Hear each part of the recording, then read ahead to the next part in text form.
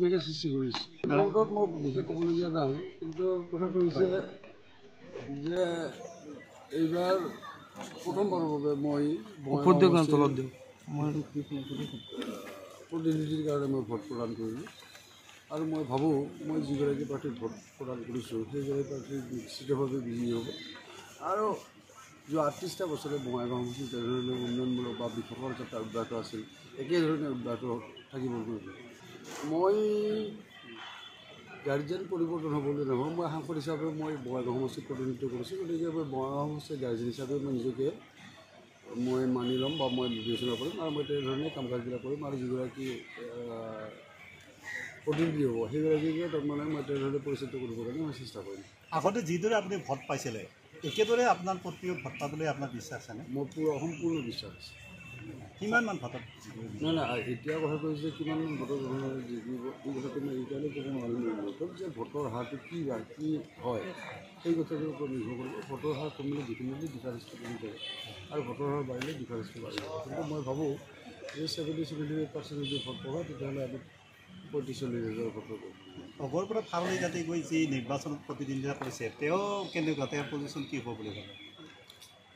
মই সেইটো কথাটো নকওঁ, গতিকে ঘটনা হৈছে যে নিৰ্বাচনত আমাৰ ইয়াতে সাতজন প্ৰাৰ্থী আছে, 8জন প্ৰাৰ্থী আছে।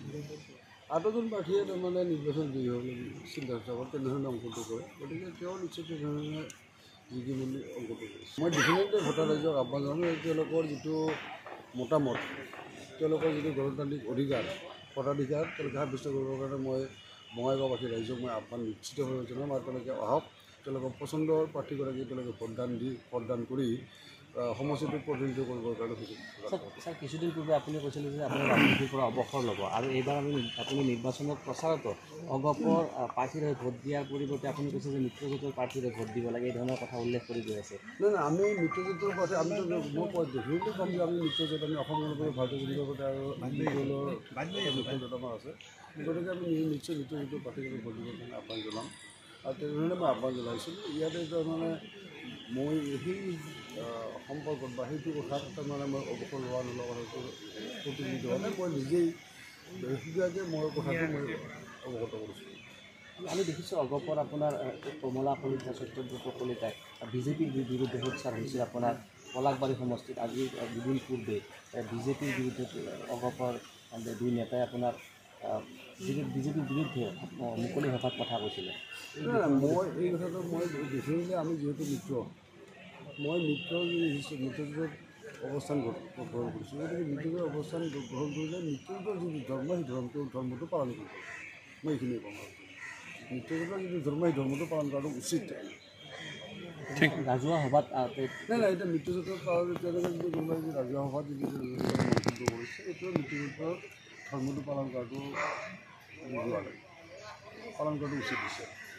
ৰাইজৰ মতামত ভোটদান প্ৰক্ৰিয়াৰে তেওঁলোকে সাব্যস্ত কৰিব। গতিকে আমি এখন গণতন্ত্ৰ দেশৰ নাগৰিক আৰু দেশৰ নাগৰিক হিচাপেই যি ৰাইজৰ অধিকাৰ ভোটাৰৰ যি অধিকাৰ সেই অধিকাৰ সাব্যস্ত কৰিবলৈ ৰাইজ ওলাই আহিছে। কিন্তু ভোটদানৰ যি প্ৰক্ৰিয়া চলি আছে, ভোটদান সেৰেঙা দেখিছোঁ আমি এইবাৰ। নাই জেনেৰেলি আচলতে 19 বছৰত অলপ সেৰেঙা হয়েই, কিন্তু মই ভাবোঁ যে সময় হোৱাৰ লগে লগে ভোটদানৰ হাৰ বাঢ়িব। মিনিমাম 70টো হ'ব মই ভাবোঁ।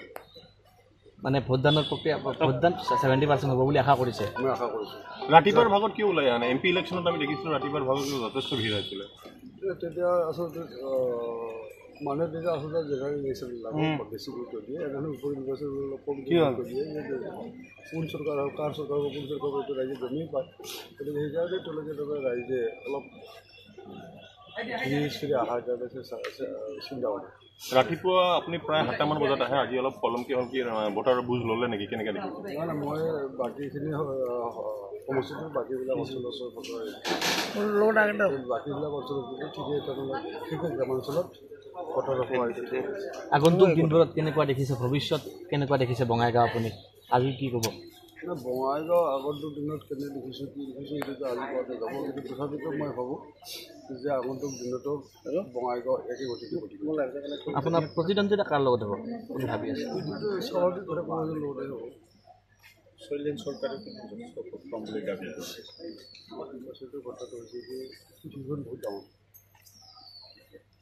এটা কুৱাৰ তলত যিটো আছে এটা যদি হেৰি থাকে তেতিয়া ভেকুলী হৈ যায়, তেতিয়াতো ভাবে যে কুৱাৰ ওপৰত যিখিনি আকাশত দেখা পায় সেইখিনি যেতিয়া পৃথিৱী বুলি ভাবে। এতিয়ালৈকে আৰু দুই এটা অঞ্চলত তাৰমানে ঘূৰি মেলি ভাবিছে সেইখনেই পৃথিৱী, গতিকে তেনেহ'লে চিন্তা কৰিব সুবিধা নেকি? তেওঁ কিমানমান ভোট পাব বুলি মই নকওঁ, মই জিকাৰ কাৰণে সুবিধা দিছোঁ, মই তেওঁতো জিকিম বুলি ভাবিছোঁ না, জিকাৰ কাৰণে সুবিধা দিছোঁ। এতিয়াতো এতিয়া মই শুনিছোঁ তেওঁৰ কণ্টেষ্ট বোলে হেৰিৰ লগত হ'ব, কংগ্ৰেছৰ লগত হ'ব, গতিকে আমাক তৃতীয় পজিশ্যনত হৈছে। তেতিয়া তেওঁৰ মানে ঘটনা হ'ল কি, তেওঁৰ পলিটিকেল এনালাইচিছ, পলিটিকেল নলেজ থাকিব লাগে এইবিলাকত। ৰাইজ কোনফালে গতি কৰিছে, ৰাইজ কোনফালে ভোট দিছে, এই মই ক'লোঁ নহয় যে ভেকুলীয়ে ওপৰত তাৰমানে এই যিখিনি দেখা পায় আকাশ সিখনকে পৃথিৱী বুলি ভাবিছে, তেওঁ সিখনকে পৃথিৱী বুলি ভাবিছে, সেইকাৰণে তেওঁ ভাবিছে যে তেওঁ কণ্টেষ্টত আহিব, কণ্টেষ্টত নাই। আপোনাৰ দিনত উন্নয়ন নোহোৱা বুলিও তেখেতে আজি উল্লেখ কৰিছে। আজিৰ পৰা একবাৰ ডিমাবাটো উন্নয়ন কৰা মই ভগৱান বুলি কৈছিল, যদি ভগৱান অমুক চব কৰি দিছে, অমুক কৰিছে, আজিতো হ'বই, স্বাভাৱিকতে হ'ব এইটো কথা।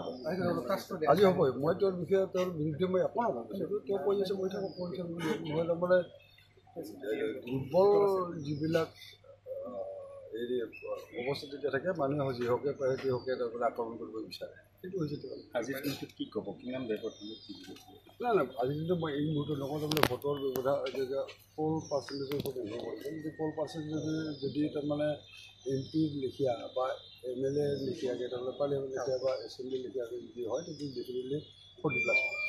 পাঁচটা সমষ্টিত কি দেখিছে আপুনি? মই এতিয়া বৰ সকলোৰে মই এতিয়া বঙাইগাঁৱৰ সমষ্টিত ব্যস্ত আছোঁ।